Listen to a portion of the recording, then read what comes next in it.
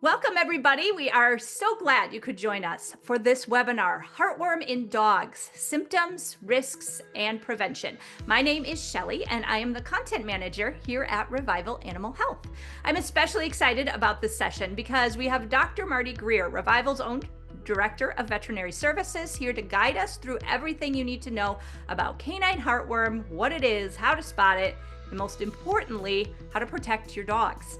And those of you with cats, we will touch on feline heartworm as well. Dr. Greer brings over 40 years of veterinary experience to the table with a passion for canine reproduction and pediatrics. She earned her Doctor of Veterinary Medicine from Iowa State University in 1981, and she has been sharing her incredible knowledge with Revival since 2019. So grab your notebook, settle in, and help me give a warm welcome to Dr. Marty Greer. Yeah, thanks for having me today. It's always fun to talk about these things. And heartworm disease is a really important topic. So we're going to start off today with a case study. This is our little patient that we're going to talk about today. We're going to call her Miss SB, which she's an 8-month-old French Bulldog puppy, female. And she's a Southern Belle. She's from Memphis. But SB really doesn't stand for Southern Belle. SB really stands for skeeter bait. So in case you haven't thought about it, she's skeeter bait for all those mosquitoes that are buzzing around.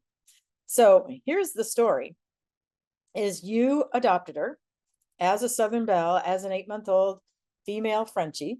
You adopted her, and shortly after she moved in with you, she developed a cough. So she wasn't feeling too bad. She wasn't running a fever, but she was coughing. And so we start to worry about what all that means. So what kind of diseases could she have? That could be Bordetella. Bordetella is one of about 15 organisms that cause kennel cough in dogs. And we've done a whole program on that. Parainfluenza is one of the organisms. Herpes is an organism, certainly distemper. Leptospirosis, believe it or not, can cause a cough. That's not what we typically think of, but it can cause pneumonia. Parainfluenza, influenza. There's a coronavirus in dogs that can cause a cough. There's a whole array of viruses, bacteria, parasites. We can have lungworms. We can have all kinds of interesting things that can cause a cough. So there's a lot of things that this can be. Maybe it is because she's brachycephalic, as somebody said, she could have a collapsing trachea. Those are one of the things that we can see associated with these brachycephalic obstructive airway syndrome dogs, the Boas dogs. So certainly it could be related to the face, her conformation, how long her palate is, if she has inverted saccules, any of those things that go with brachycephalic obstructive airway syndrome. And for those of you with brachycephalic dogs, there is now a screening evaluation done by veterinarians. Right now, there are 29 veterinarians in the country that are registered through OFA to do that, but there was just a lab at the Therio conference. So there's going to be probably about 15 or 20 more adding to that list. That's still only about one per state. So you may have to look a little bit to find somebody that can do the BOAS testing, but be aware that there is a screening test and be aware that that can be helpful. So what should we do? Should we put her on an antibiotic? So a lot of us would reach for an antibiotic first because that's kind of what we do if we suspect that it's kennel cough. Bordetella, mycoplasma, those will respond to an antibiotic, but antibiotic is a pretty first basic step. So you want to call your veterinarian and trot into the vet clinic and have the doctor take a look at this dog and make sure that an antibiotic is a good choice to begin with. So we can start with something like Clavamox if your doctor prescribes it. We can start with some of the other drugs, such as doxycycline. She's old enough now to take doxy. We don't want to give that to a dog that still has their adult teeth not fully erupted because that can stain teeth. We can use our cough tabs, which is a combination product of guaifenesin and dextromethorphan, which can help with coughing. So it's not going to treat an underlying problem, but it can certainly help with the symptoms. So we have a couple choices for what we can do here. Those are all good choices. So our next step, if she's still coughing, is, well, we could try a nebulizer. Puppy Murmur makes a wonderful nebulizer that we carry through Revival. So that's something that can be really helpful. And, you can put saline in that and you can aerosolize it and help cut down on the irritation of her throat and the coughing. But if she's still coughing, now what's going to happen? You go to the doctor again, and this time they report that they hear a murmur. So is the murmur new? Was she too noisy when she was breathing before, that The previous veterinarian couldn't hear the murmur because she was making loud gurgly noises when she was breathing. So the third visit, we hear a heart murmur. So are all heart murmurs indicative of serious heart disease? No, some are not. Sometimes loud murmurs aren't even as bad as soft murmurs, so it really is variable. But it is something to be aware of, that a heart murmur should be an indication of a concern. So now that your vet has heard the heart murmur, they're going to say, you know what, let's get a chest x-ray. And this is what the chest x-ray looks like. And this is not what the chest x-ray should look like. You can see patchy fluidy areas in the lungs. You can see a distended vena cava. There's a lot of things going on here that we don't want to see on a chest x-ray.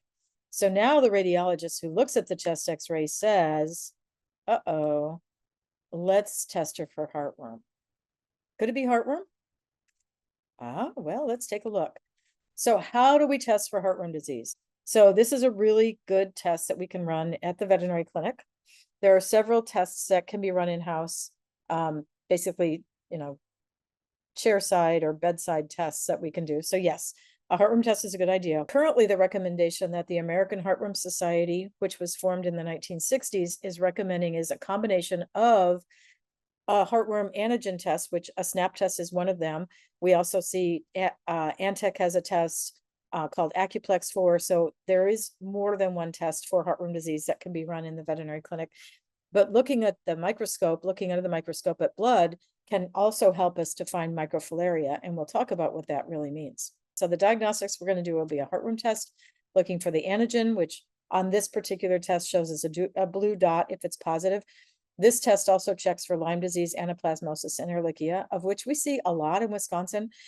We see at least one positive on our SNAP4Dx test a day. Usually it's not heartworm in Wisconsin. I'm in Wisconsin, but it's usually Lyme disease, anaplasmosis, or Ehrlichia. So we can certainly see those. Filtering, doing a filter test or a blood smear for the microfilaria, absolutely. So wait a minute, she's only 8 months old. Like, how'd this happen? She was on preventive. So how did she end up with heartworm disease? Like, she was on preventive. She shouldn't have this. So was the heartworm preventive really heartworm preventive? Or did they pick up flea and tick preventive and get confused that they thought it was heartworm preventive? And now we have combination products that are heartworm, flea, and tick. So it's getting even more confusing, I think. Medicine not stored properly, good idea. So we have a lot of things that this could be. She was on preventive, but was it flea and tick? Was it heartworm preventive? Because she is positive for heartworm. Little Miss Skeeterbait, little Miss SB is positive for heartworm disease. So we're in trouble. So she has heartworm. How did this happen? But wait a minute, she's a little dog. She doesn't go outside very much. Could she get heartworm even if she's in the house? She's a little dog. She's indoors, but mosquitoes don't care. They come in your house. She was negative on her heartworm test at 7 months of age before you purchased her, but it takes 6 months from the time that the mosquito bites the dog with the infectious larva until it shows positive on the test. So if she got this when she was 2 months old, then she could have had that disease incubating and not shown as a positive because of the pre-patent period until 6 months after the mosquito bite. How early was she exposed? Well, she could have been exposed the day she was born. She's a little bitty baby, and even if she's in the house, you can have mosquitoes in your house. Did they stop the medication too early? We don't know what time of the year she was adopted. And the times that I've seen the most heartworm disease in Wisconsin is when people don't give the heartworm preventive year round. They stop it in September or October because they figure it's cool enough. They don't need to give it. And that's not accurate. Maybe it was the wrong dose of medication. Maybe it was the wrong medication. Maybe it was really a flea and tick preventive and not a heartworm preventive. Maybe she has a heartworm resistance condition. Maybe she spit it out, maybe she vomited up. So there's a lot of reasons that those things can happen. These are really important things that you have to understand about heartworm disease.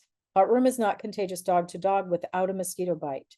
The mosquito is what carries it one dog to the next. And in a dog population where there's one positive heartworm dog in your neighborhood or in your kennel, it doesn't take much for a mosquito to bite that one dog and then transmit it to another dog. So in proximity of where there's a heartworm positive dog, it's 60 to 80% of those dogs that are going to be heartworm positive. It does require a mosquito bite. Cats can get heartworm disease, so can wolves, so can coyotes, so can fox. So those can be reservoirs in your areas if you live out in the country. Seals can get them, but I don't live where there's any seals. I live in Wisconsin, so I don't have to worry about that. Indoor dogs can get heartworm disease. If they're heartworm test has been done and then you were given preventive, you should be testing every year. We used to say if you were on year round, every other year was okay. But the American Heartworm Society has now said that it needs to be year round and tested every year. And heartworm preventive not being worth the cost, we're going to debunk that as well. I think it's really important that you're giving heartworm preventive. So our next slide is about the heat in the city, and 8 in 10 of Americans live in these urban areas where it can be 10 to 20 degrees warmer. So I think it's important if you're living in these larger cities that you're aware of this. If you live in Minneapolis, it's different than if you live out in the rural Minnesota, but rural Minnesota has a lot of lakes. So there really isn't even a place in Minnesota that I would consider to be particularly safe. Wisconsin isn't safe. We can see this in every state in the country. There's some discussion about whether it can be seen in Alaska in dogs that are endemic to Wisconsin or Alaska, but there are heartworm positive dogs in Alaska as well. So be aware of that. And all these pictures, all these slides, these things like this are going to be available on the American Heartworm Society page. So if you want to look into this in more detail, you can hop on that website and get some additional information. So now what? What do we do with Miss Skeeter Bait, Miss SB, little Southern Belle, that she's heartworm positive? Can we treat her? Can she recover? What kind of damage is going to be left behind? What is the prognosis and what is the cost? Yes, she can be treated, assuming that she's not in outward heart failure. Most dogs do recover from heartworm disease, but it takes its toll on the kidneys, on the liver, on the heart. So we've seen problems with eyes. We can see it pretty much everywhere. I've seen one dog in kidney failure. There's a condition called Cavel syndrome. It's not common, but it's when a large bundle of these heartworms, these large adult heartworms, end up in the liver and they cause a circulatory problem in the liver. There is a surgical procedure that I have never had to experience where you can go in and try to remove them, but the liver damage is pretty severe. What's the prognosis? In general, it's good, but the cost is high for treatment because it does require diagnostics, CBC chemistry panel, x-rays, maybe an echocardiogram, an ultrasound of the heart. It does require a series of medications that we'll talk about, and it does leave some damage behind. So especially if this is going to be your next breeding dog, it can cause some issues. This is what heartworm disease looks like on an echocardiogram or an ultrasound of the heart. So where it says RV, if you look to the right of that, you can see some little stripy things. Those are actually the heartworm inside the vasculature of the heart and the lungs that you can see heartworm disease. I've actually had a cardiologist diagnose for me a dog that had an acute onset of a murmur. She came in, did the echocardiogram, and she's like, yeah, this dog has heartworm. I'm like, well, who would have thought? So that you can actually diagnose it with an echo. It's not my preferred method, but it certainly is diagnostic.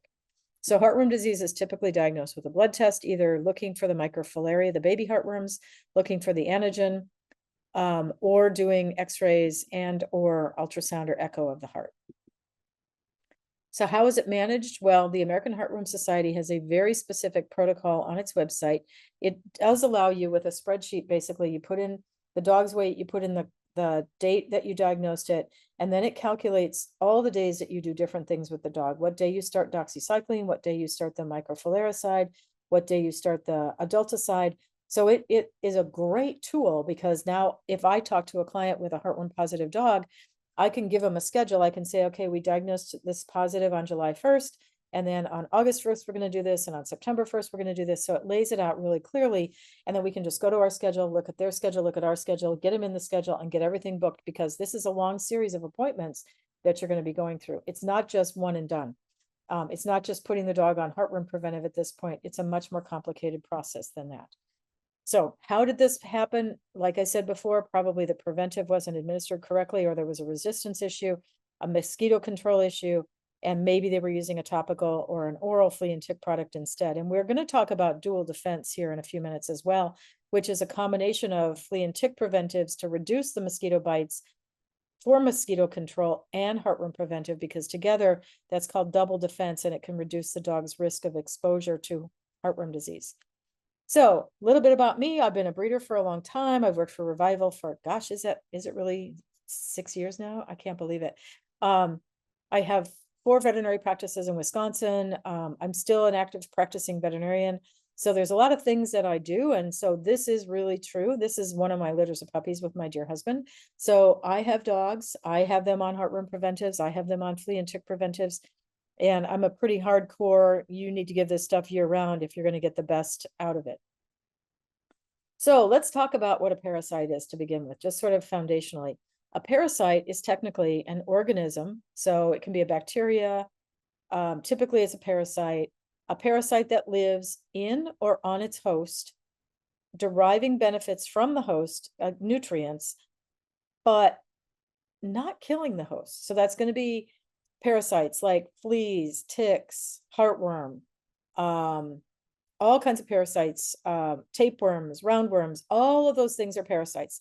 They're all an organism like a worm or some other, it can be a one-celled parasite, it can be like coccidia, it can be a one-celled parasite, but it's an organism that lives in another organism at the expense of the other organism. But a really good parasite doesn't kill its host because then it doesn't have anywhere to live. So that's kind of the basic premise. And when I was describing parasites, I've always thought about teenagers as kind of being a parasite. This teenage boy is guzzling the milk out of your refrigerator. They are an organism that lives in your home at your expense, not theirs. And they are typically kind of sucking the refrigerator dry. My dad used to call my kids the locusts, because when my kids and my sister's kids would come to their house, it would just like wipe out the refrigerator like a flock of locusts. So think about a parasite in that way. I have kids, I love my kids, but they are kind of parasites at one point in their life. So what is heartworm disease actually? And yeah, it really is worms that live in the heart. Now, mostly they live in the lungs and the heart. And at the time of death or euthanasia, the worms tend to kind of slide into the heart. So they're probably more in the lungs than they are in the heart, but it's still called heartworm disease, not lungworm disease. It affects dogs primarily, but it can do cats and ferrets. It can do wild canines, like I said, coyotes, wolf, little fuzzy creatures like those, and ferrets and seals and a few other species. So it's a pretty bad disease, but dogs are its primary host. And there are actually reports of people that are immunosuppressed getting heartworm disease. So I don't take this lightly. So the parasite ends up by living as an adult in a dog. And then that adult worm makes little tiny baby heartworms that live between the red blood cells. They circulate through the blood. And the way it's transmitted one dog to the next is by a mosquito bite. So the mosquito will bite the dog, pick up a larva. That larva is stage 1. It goes through stage 2 in the dog. Then it changes in the mosquito's midgut to a 3 and a 4. And at that point, then when the dog is bitten by a mosquito, then it transmits the heartworm to the dog or the cat or the seal or the ferret or whatever it happens to be. So it does have to go through a mosquito for this to be infectious. It cannot be spread dog to dog by feces, by direct contact, by shared water and food, any of those things. It has to go through a mosquito. So the life cycle looks like this: is the mosquito feeds on the dog that has adult worms, picks up the microfilaria go through this molt inside the midgut of the mosquito. Then the mosquito flies around, finds another dog, bites the dog. Those microfilaria migrate through the lymphatic system and into the bloodstream, and then go back into the dog's circulation and then turn into adult worms in the heart of the dog, heart and lungs of the dog. So it's a pretty complex life cycle, does require a mosquito. So the question is always, okay, you just told me that I have 12-inch worms living in my dog's heart and they came from a mosquito. Like, I've never seen a mosquito flying around with a 12-inch worm hanging out of its proboscis. And the answer is, that's right, you won't, because it's the microfilaria, the little tiny baby heartworms that live between the red blood cells in the circulation that transmit it through the mosquito. So you will not see a mosquito flying around with a big 12-inch worm hanging out of its proboscis. It has to be the little baby heartworms. But there can be massive numbers of these worms in the dog's heart, in the dog's circulatory system, in the dog's liver, kidneys. It's pretty shocking how many and how big these are. Now, this is magnified red blood cells under the microscope. And you can see this is what baby heartworms look like. You can see them out here in the red blood cells. That's how tiny they are, is that they're about the width of a red blood cell and about the length of about 20 red blood cells. And this is where they live in the circulation. So you can see how these could be picked up by a mosquito biting the dog, but not the adult worms. So those are pretty good videos of what fresh blood can look like under the microscope. Kind of scary, isn't it? when we get one of these heartworm positive dogs in, there's a big crowd around the microscope because everybody's pretty excited to see them. Fortunately, we don't see them terribly often. So is Miss Skeeterbait, Miss SB, Southern Belle, is she contagious to your other dogs? And the answer is no, not directly, but she is indirectly if you have mosquitoes that bite her and then bite another dog. If she is pregnant, will her puppies get it from her? No. If she has a bleed in her placenta, she might get some of the stage 1 or stage 2 microfilaria, but they have to go through the mosquito to molt to become stage 3. So she cannot pass this to her puppies through the pregnancy. But if she's bitten and then a mosquito bites one of her puppies, then yes, she could send it to them through a mosquito bite. All right, so my dog's indoors. And indoors, like all the time, except she runs out to go potty in the morning, runs out to go potty in the evening, and that's it. We're never outside for very long. She's safe, right? And the answer is no, because heartworm disease can be spread through mosquitoes all day long, all night long. Are they worst in the early morning and the evening when the mosquitoes are worst during those crepuscular hours, dawn and dusk? Yes. But just being out at certain times of the day does not protect the dog. So that's not enough. The dog should be on 12 months of heartworm preventive year round, all the time to get you good protection. So heartworm disease transmission, like I said, has to go through the mosquito. The average of 7 in 10 mosquitoes in a heartworm positive dog's kennel is going to carry heartworm disease. So that means about 70% of the dogs that have heartworm disease are going to have that transmitted to a neighboring dog. So a dog in the same kennel, a dog in the same household, a dog in the neighboring household. That's how high the risk is if you have a neighboring dog with heartworm disease. So it's very high risk, and it's not something you want to take lightly, because you don't know if your neighbor's dogs are on heartworm preventive. They may say they are, but they may buy 2 months worth, July and August, and then think they're done. So symptoms and signs of heartworm disease, they can be completely asymptomatic. Miss Skeeter Belle, or Skeeterbait Southern Belle, Miss SB, she had no symptoms at her first visit. Then she had a little bit of a cough, and when she did her heartworm test, she was negative, and then she had a little cough, and then she developed a little heart murmur. That's not unusual. Many of these dogs walk through our door looking completely normal. They may develop exercise intolerance. They may not be able to keep up with playing ball like they did. They may go into heart failure, liver failure, kidney failure, any of those things. So we can see a whole array of things that can happen. And they cause some pretty serious disease. So like I said before, all of these images are available through the American Heartworm Society if you want to go back and study them in more detail.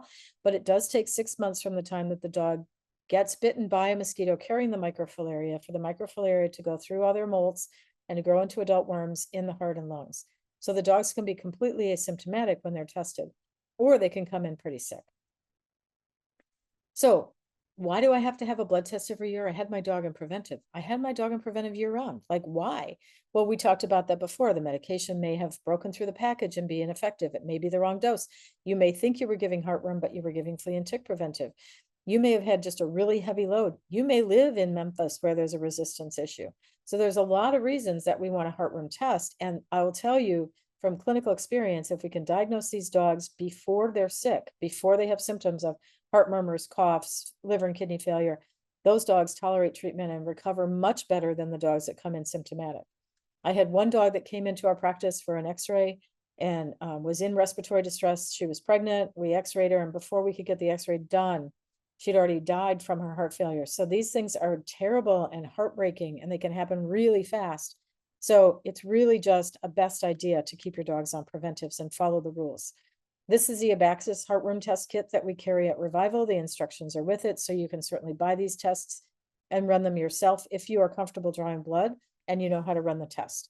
So it doesn't have to be a veterinary clinic, but if you do come up with a positive, your vet is going to want to retest that. And in fact, when we get a heartworm positive dog, we'll typically run 2 tests, one in our lab, one at the referral lab, and then we'll look for the microfilaria. Some dogs with heartworm positive tests on ELISA will not have microfilaria, and some will. So we can see all combinations of these things. So there's typically going to be multiple tests that are run before you jump into treatment. This is a map that shows the incidence of heartworm disease, and I think it's helpful to see what parts of the country are the most affected by this. You can see the blue areas are the least affected, And then we get to the yellow, and then once we get to orange and red, they're the most affected. So you can see that it does tend to be the southeast, where it's more humid, more wet, more standing water, more hot temperatures. All those things are important to realize. This is a different way to look at it. Same kind of map, but again, the incidence in certain parts of the country are lower, but it's not zero. You know, you can live in places that have a lower incidence, but there's certainly not a zero incidence. So no matter where you live in the US, you want to have your dog on preventives.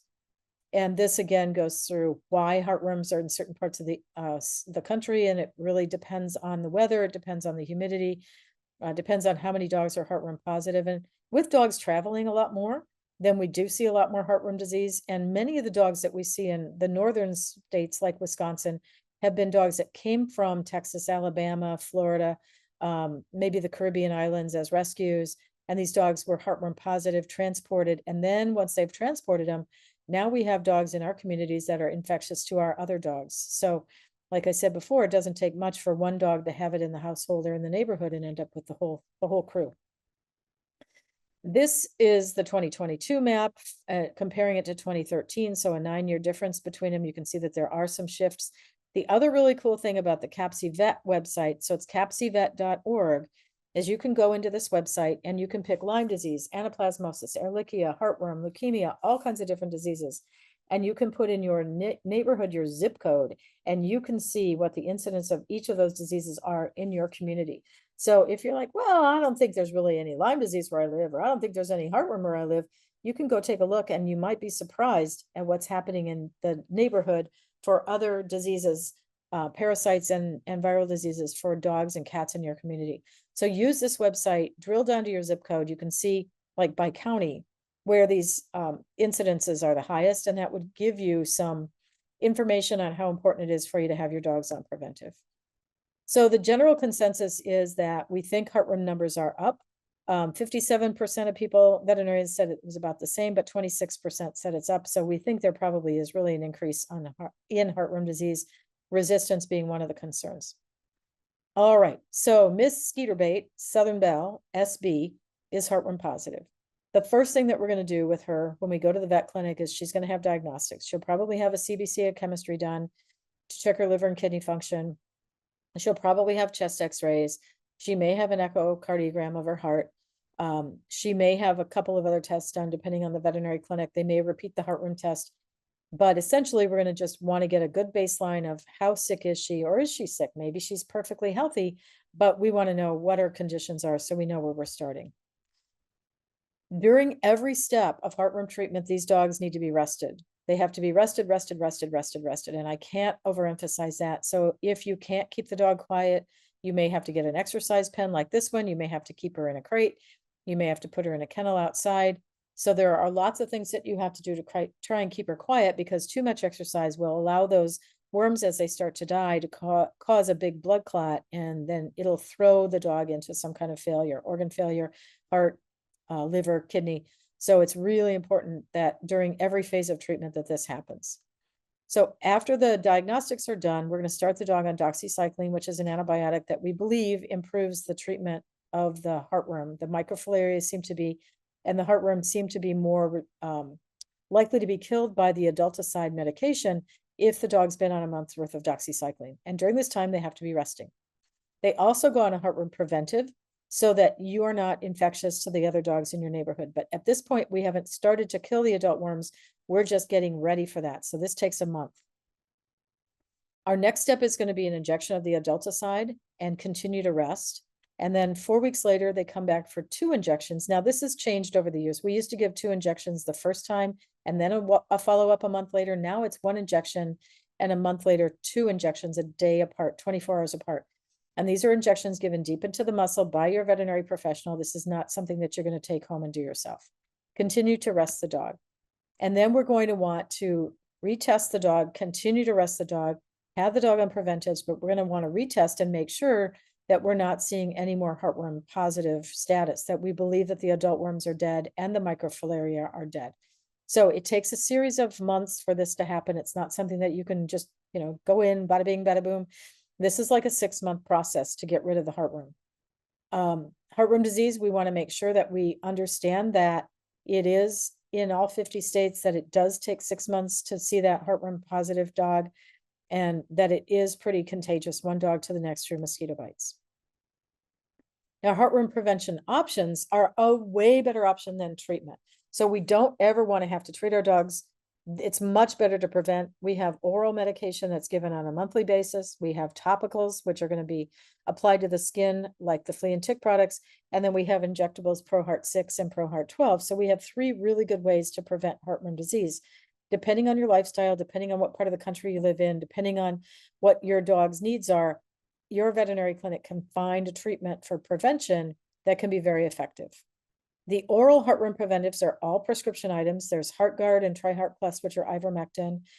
We see Iverheart Plus, Iverheart Max, Emectro, Sentinel, Sentinel Spectrum, Interceptor, Interceptor Plus, Milbagard, Milbaheart.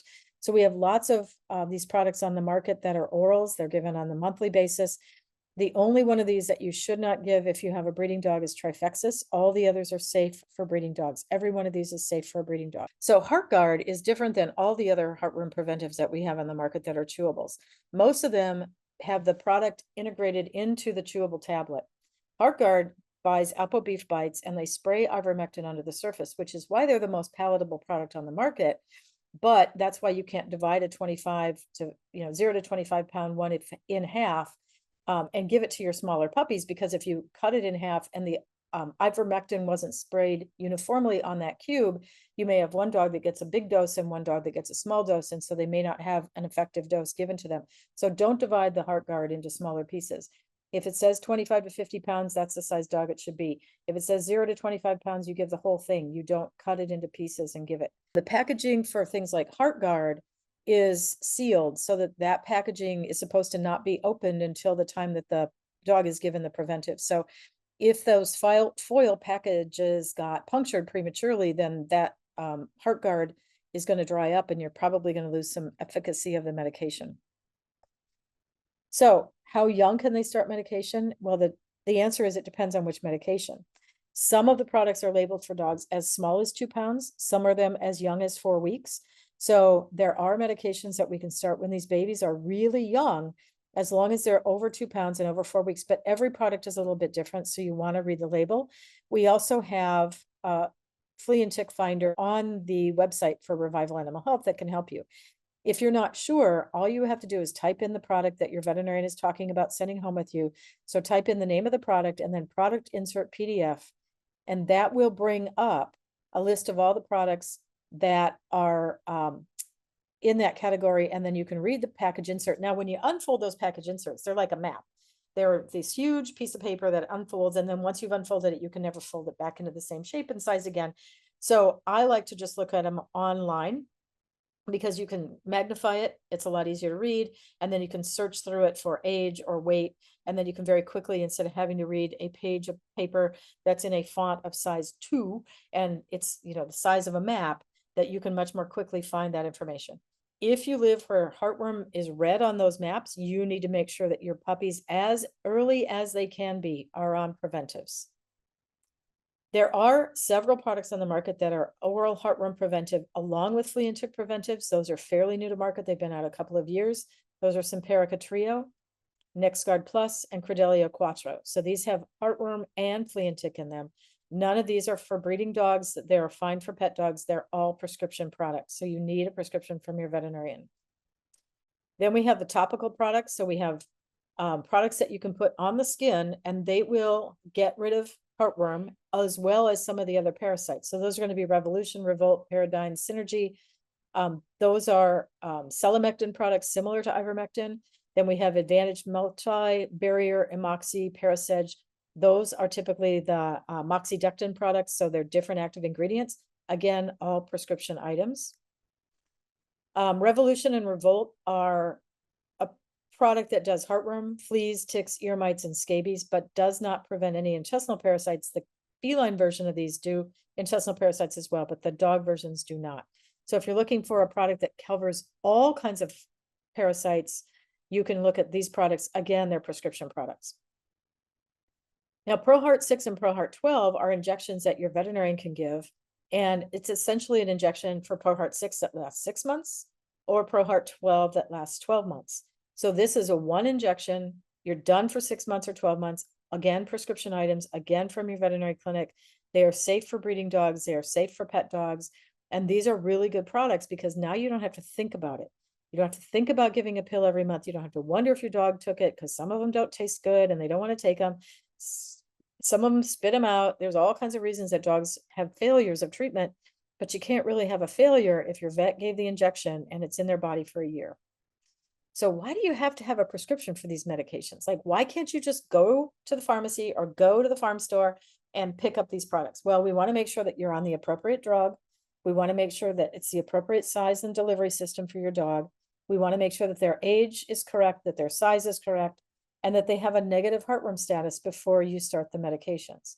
Now, in the days that we had a daily preventive, it was dangerous to give the daily preventive to a dog that had heartworm. It's not as dangerous for these dogs to be on a heartworm preventive if they're heartworm positive, but the longer you wait to diagnose it, the more risk it is to the dog that they're going to have advanced disease from this heartworm disease. So we want to always make sure that your dogs are negative for heartworm disease before you start the preventives. So I'm overwhelmed, man. There's all these products. There's Credelio and there's NexGard and there's Bravecto and there's Revolution and Revolt. And I don't even know what to do. Like, I don't get it. I'm not sure how to handle this. The answer is contact your vet, or we have a flea and tick finder. If you scan this QR code, it'll take you to it. But if you Google it on Revival's website, you can also find it, which will walk you through the age of the dog, the size of the dog, if they're breeding stock or not, what breed are they, their lifestyle, their exposure. So it's going to help walk you through the product decision. So it's an algorithm to walk you through, dog or cat, whatever it happens to be. So this tool on our website can be very helpful in sorting out what you want for medications. Not all flea and tick preventives are prescription. Some are, some are not. All heartworm preventives are prescription. So if you have a prescription from your veterinarian on these products, it's no big deal. You can send it to Revival. You can transfer it from whatever pharmacy you're currently getting. You can get a prescription from your veterinary clinic, and Revival will do a prescription for you. We have 3 pharmacists on staff. We have great turnaround time on our medications, and you can get these auto ship products. And I will tell you that Revival probably has the best customer service of anybody in the industry, no matter what product you're buying, prescription, non-prescription, vaccines, whatever it happens to be. We have amazing customer service and super knowledgeable people on our team. So if you give us a call and ask to speak to one of the people on the team, they are going to help you sort through what medication is going to be best and how to get it and what your veterinarian can prescribe for you. All right, so what about intestinal parasites for dogs that are on Revolution, Revolt, other topicals, or ProHeart 6 and 12? Because these products do a great job with heartworm, but they don't control intestinal parasites. So those dogs are still going to need something for intestinal parasite control. They're going to need regular deworming with Parental, which is Strongyl or Nemex, or fenbendazole, which is Panacur. So there are products that you can give orally to these dogs to make sure that they also have intestinal parasite control, that you haven't just done heartworm. Fenbendazole can be used during pregnancy. It's a great product if we want to prevent the transmission of roundworms or hookworms from the mother into the puppies. So I think that's important for you to know. It doesn't take care of Giardia, but hookworms and roundworms will transfer through the placenta and through the mammary glands into the puppies. So a female that ever had intestinal parasites should be on this protocol to prevent her from developing intestinal parasites in her puppies. Panazaril is only used for resistant coccidia, and tetrazaril, in my humble opinion, should never be used. There is no approved FDA tetrazaril product in the United States. If you want more information on that, I can set up a call with you. So fenbendazole is pretty easy to give. It's a liquid. You can get it from either prescription or non-prescription, and you can do this from the 3rd week before the bitch has her puppies to the time that the puppies are 2 weeks old, and that will prevent her from sending hookworms and roundworms into the puppies through the milk and the placenta. All right. So should I use heartworm preventive year round? If I haven't already answered that for you pretty profoundly, the answer is absolutely positively yes. This should be a year round product. It's safe, it's effective, and it should be used on a year round basis. Why do we do that? Because there is no season for heartworm. We can see heartworm even in cooler weather when we don't expect it. So it's very important that we're putting our dogs on the preventive. Again, this is from the American Heartworm Society. So you can certainly take a look at these documents. So there's a new product that Merck announced this month that is Bravecto injectable. Now, Bravecto does a fabulous job on fleas and ticks. It doesn't do anything for heartworm, like some of the other products that are combined. This is not a combination product. This is flea and tick only, but it is a really safe product. It's like the ProHeart 6 and ProHeart 12. You give one injection and that lasts for a year for your pet. So instead of worrying about giving the medication every month, or can I remember, or putting it in your calendar so that you have a little thing that goes off, or the stickers that go on your calendar, or your dog that doesn't want to eat it, or your dog that spits it out, you go into your vet clinic, they get one injection of this. It's particles of a medication that have slow release over a 12-month period of time. One injection, one and done. This is brand new, so it may not be at your veterinary clinic yet, but it has a really good shelf life. And if you're interested, you should contact your veterinary clinic about whether this is an option for treating your dog. So then we have clients who are like, yeah, no, I'm not going to give my dog heartworm preventive year round. I don't think it's a good idea. I don't think it's safe. And I really have a hard time understanding that, because when we give things like HeartGuard, it is microgram doses. For the little dogs under 25 pounds, it's 54 micrograms. For the dogs 25 to 50 pounds, it's 136 micrograms. For the dogs over 50 pounds, it's 272 micrograms, not milligrams. And once a month is all it takes to prevent a life-ending, life-changing disease like heartworm. So I just have a hard time understanding why people are reluctant to do it. Based on breed, there are no bad choices. It doesn't matter if you have a Sheltie or a Border Collie or a Collie. Every single heartworm product on the market in the heartworm form is safe for the MDR1 dogs. At higher doses, the same drugs are not safe, but at the low doses of micrograms, it's safe for any of the white-footed breeds, which are Corgis, Collies, Shelties, Border Collies, all the dogs that we've historically been concerned about. It's when the dog gets the big dose, not the dog that gets the microgram dose for preventive. And then there are people who will say, well, I just want to use a natural product. Well, there are reports of Guinness beer on the internet that protect against heartworm disease. I don't think it really works. And ivermectin actually came from a bacteria in the soil on a golf course in Japan. They can't get a lot more natural than that kind of a product. So if you want a natural product, that is the way to go, is with one of these monthly preventives or injectables that are really safe. So breeding dogs, if you do have a breeding dog, you just want to avoid giving any of the medications in the first 3 weeks of pregnancy. So if you time the medications for flea and tick and heartworm, you can give it just before she's bred and then 4 weeks later, and then you're through the first trimester. And if you want to check your products, just again, pull up that PDF of the document, Google it. And then if you hit Control F and look for find, you can put in breeding or pregnant, and you can go through those documents pretty quickly and sort out what's what. Or you can call Revival and I'll send it to you because I have it in a document already. Double defense, I alluded to at the beginning, and that's where we do both the flea and tick and mosquito repellents, which are going to be the flea and tick products that are topicals and orals. Those will kill the mosquitoes, prevent the spread of heartworm disease, because the mosquitoes are not going to be able to have a long enough life to spread the microfilaria from one dog to another, and our heartworm preventives. So if we do double defense, so flea, tick, and mosquito repellents and our heartworm preventives, that will give us maximal protection. And then some people also need to spray their yards or, do other things around the home to prevent the mosquitoes. Which flea and tick preventives are safe for breeding dogs? And the only one that is safe as an oral product is going to be Bravecto.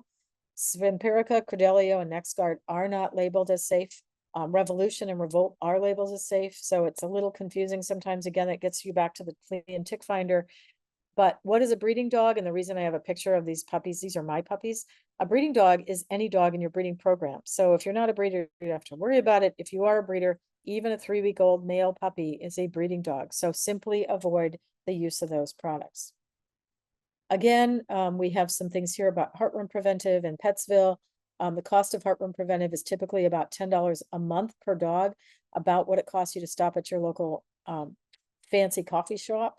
Year-round preventives are always the best, and it does take 6 to 8 months before the heartworm test is going to show positive, so you want to be careful. Heartworm resistance has been a problem where the parasite is actually resistant to the medication. So their recommendations are that it is regionally a concern. So if you are in those regions, you want to be very careful with your products, and that you are not using the large animal ivermectin products, because we don't have the safety studies on those about resistance and heartworm disease. So heartworm disease in cats and ferrets are much less common. Typically, a cat will only have 1 to 3 worms instead of hundreds of worms.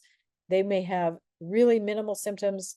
They can be very hard to diagnose because they can have weird heart disease and other things. But like I said before, sea lions, seals, dogs, cats, lions, tigers, and bears, ferrets, coyotes, fox, all those little creatures can have these heartworm disease. So it can be in the environment, in your area, in the other animals.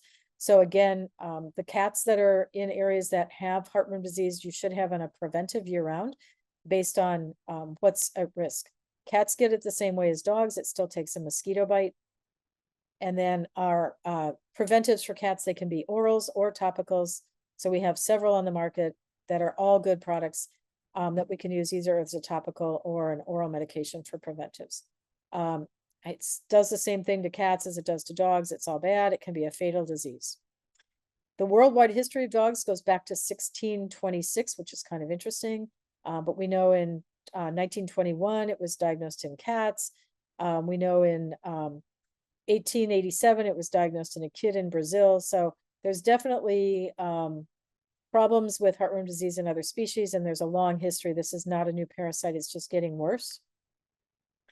And the bigger concern is that there's a lot more dogs out there with heartworm disease than we understand.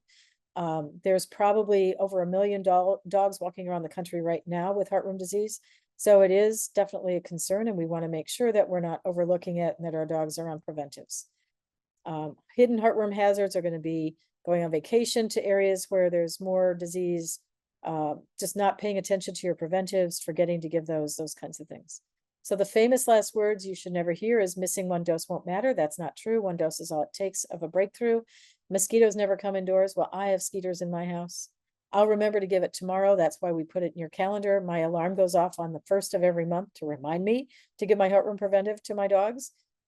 If you have heartworm, it's easy to treat. No, it can be treated, but it's expensive and it's hard on the dog and hard on you. Flea and tick and heartworm preventives are the same thing. Absolutely not. Heartworm happens in cats, and just skipping this year's test is not a good idea. I just can't say enough about how important this is.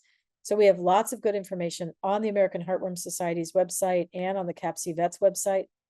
The other thing that I mentioned at the beginning was antibiotic stewardship, and that we should not just routinely be grabbing a bottle of antibiotics that we have left over from another pet or that our veterinarian sent home with us.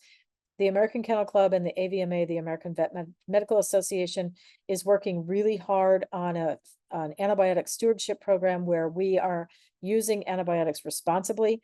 It's the first time AKC and AVMA have worked together collaboratively, and I spent last weekend with the veterinarian from AVMA. She was at the Therio meeting, and I kind of ushered her around and made sure she got to know all the right people so that she can be working with the attending veterinarians and the commercial dog breeders to make sure that our antibiotic use is appropriate and not just, sort of random and willy-nilly. Again, don't forget that we have an auto ship program at Revival. Shelley, do you want to hop on?